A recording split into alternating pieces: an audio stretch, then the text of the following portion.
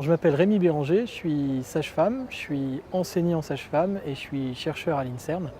Donc ma spécialité, ça va être de travailler sur les solvants et les pesticides et leur impact sur la grossesse et le développement de l'enfant.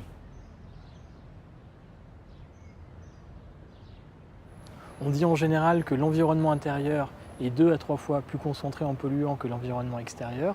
Donc les conseils qu'on va pouvoir vous donner, c'est d'aérer fréquemment le logement, donc 10 à 30 minutes le matin, 10 à 30 minutes le soir, ce qui va permettre de décharger et de décontaminer l'air ambiant.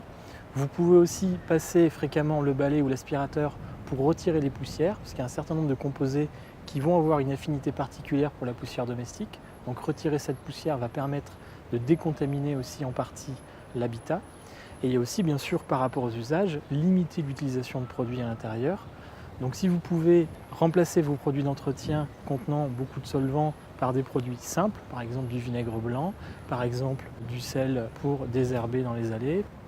Vous pouvez utiliser aussi du bicarbonate. Tout ce qui va être utilisation de pesticides, évidemment, il faut essayer de les éviter au maximum. Donc les pesticides peuvent se cacher sous différents types de produits. Ça va être par exemple les pièges pour les fourmis, ça va être les produits pour le traitement du bois et des volets. Souvent, il va y avoir des insecticides et des fongicides à l'intérieur. Ça va être tout ce qui va être traitement pour les animaux. Les produits anti-puces contiennent donc des insecticides, bien évidemment. Et il va aussi y avoir pour les travaux, parce que souvent quand on attend un enfant, on va être tenté de faire des travaux, on va refaire la chambre du petit. Donc il faut essayer d'anticiper au maximum les travaux, plusieurs semaines à l'avance si possible, et aérer un maximum la pièce.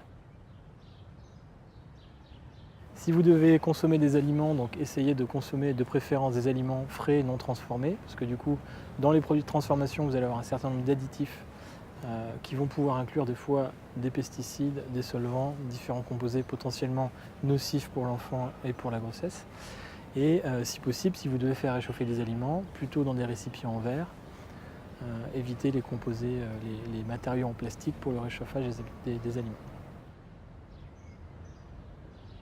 Il y a toujours un bénéfice à allaiter par rapport à ne pas allaiter. Alors le lait industriel est également contaminé, mais un petit peu moins. En fait, si vous voulez, les vaches ne consomment pas de viande, vu qu'il y a beaucoup de contamination qui passe par la viande et par les graisses.